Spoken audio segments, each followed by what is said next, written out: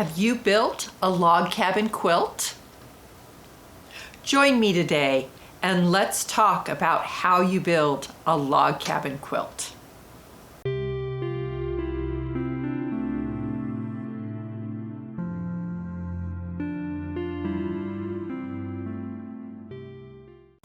Hi, I'm Roberta from Quilt Crafters Corner, and today I want to talk a little bit about log cabin blocks.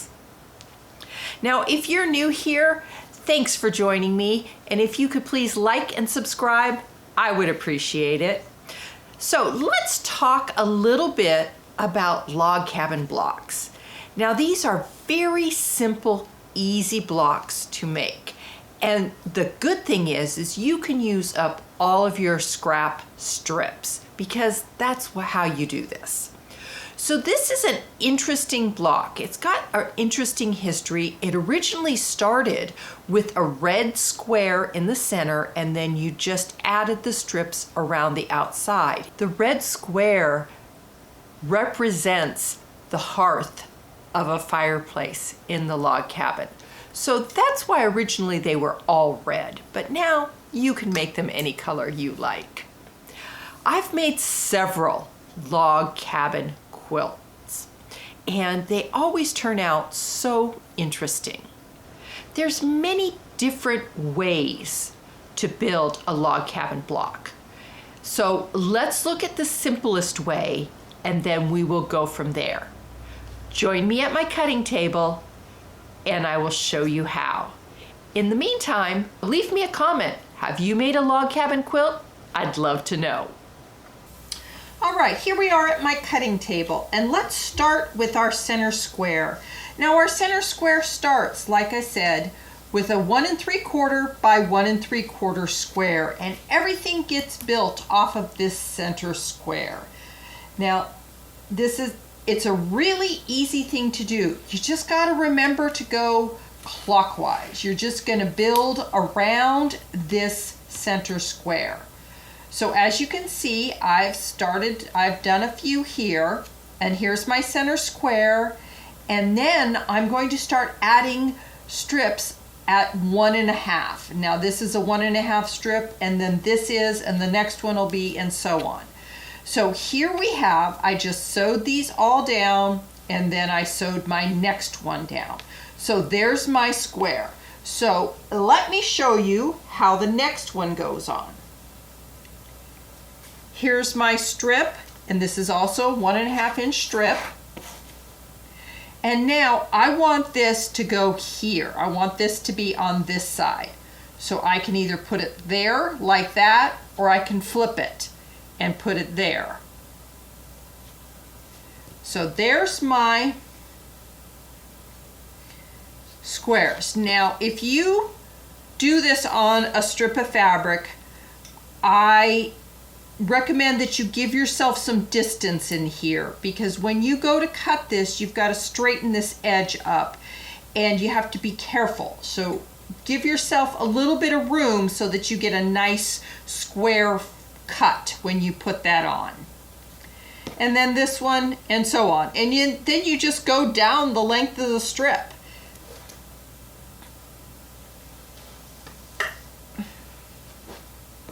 Now normally I just, pop a pin in it and then take it to the machine and sew it.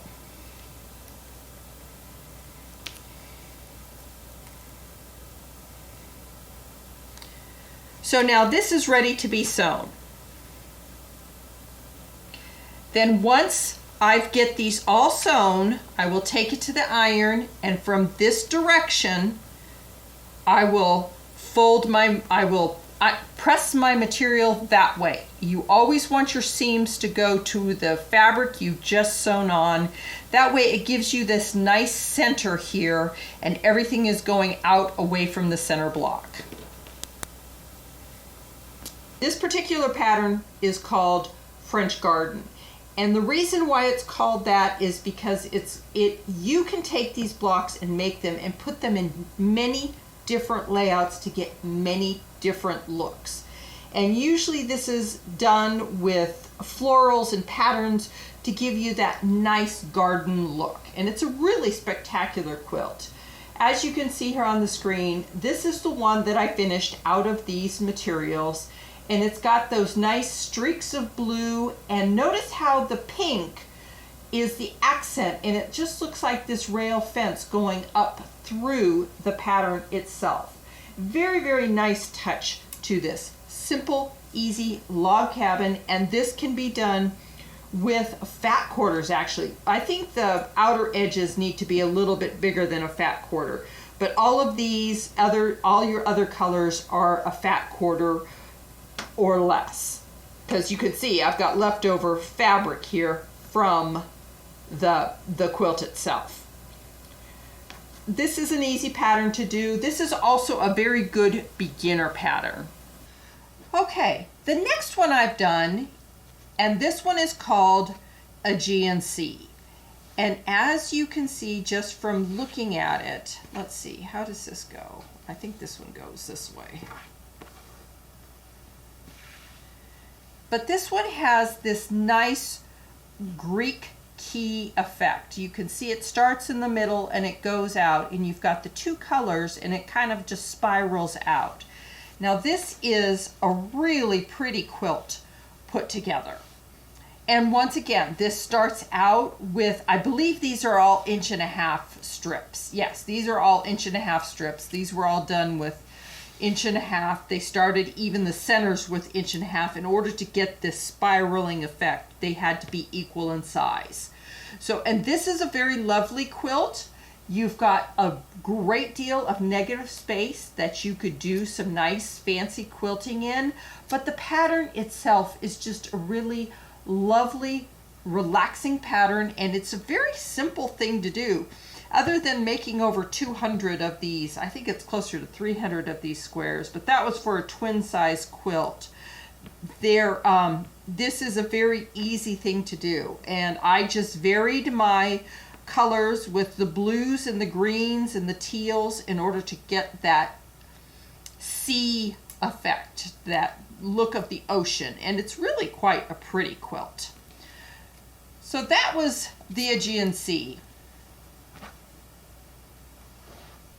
Okay, the next one that I want to show you is how you can get this curved look to your blocks. As you can see, you have this nice curved in or curved out, and this makes a really quite spectacular quilt. And this is done strictly by the size of the strips. Now these are all 1.5 inch and these are all inch. You can see the neutral color is all inch. It did start with 1 inch in the center, and these are all 1.5 inch and these are inch strips. So just depending on which way you want that curve to go, this is a really nice way to get a nice curving effect in your quilts.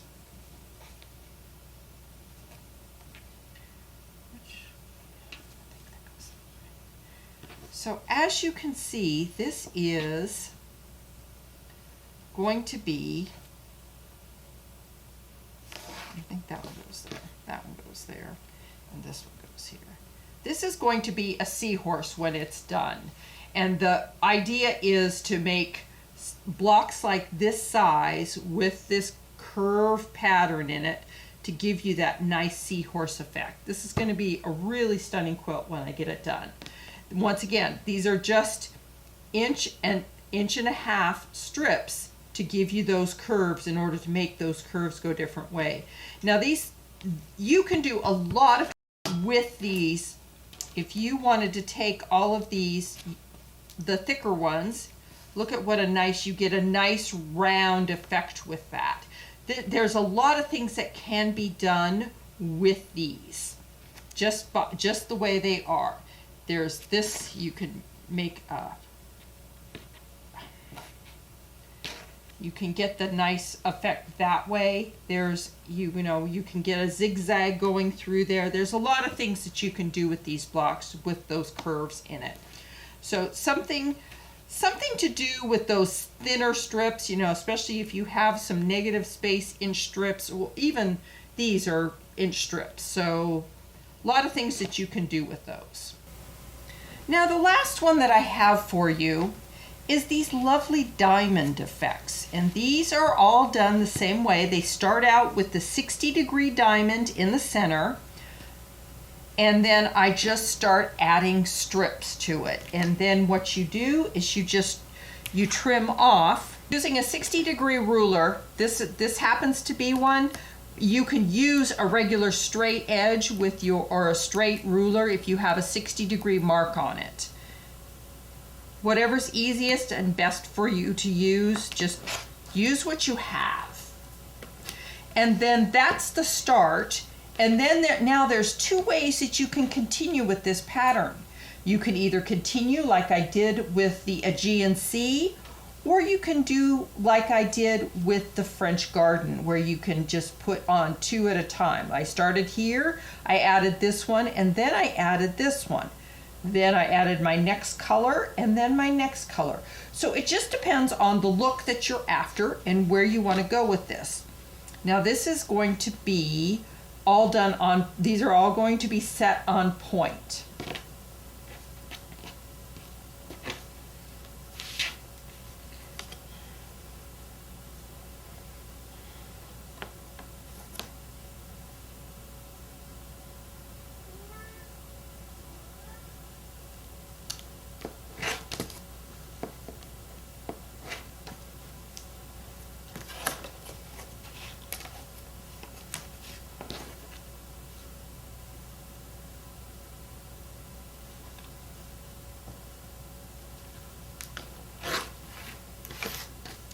So now you can see I will add another strip of that color on this side here.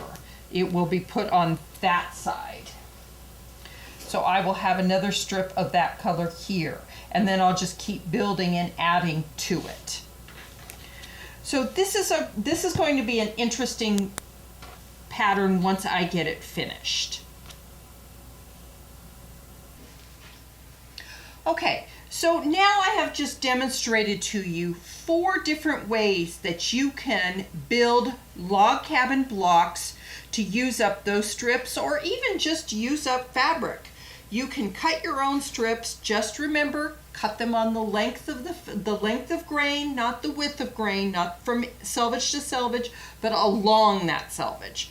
And so these are going to be very lovely log cabin blocks. So as you can see, this is a really simple way to use up all of those strips. Now, if you don't have strips, you could use yardage, cuts of fabric. But if you do, like I said, cut the length of the fabric, not the width. So you want to cut along the edge of the selvage and cut the fabric that way. If you cut the width, it stretches a little, and it just makes it a little bit harder to do. So just remember, length of fabric, which is the straight of grain versus the width of fabric, and that kind of gives you a little bit of stretch. If this is something that you enjoyed, if you could please like and subscribe to the channel, I would appreciate it. And if you want to come join us over at Quilters Swarm on Facebook, we have a lovely group, and I show all of these projects as I'm finished.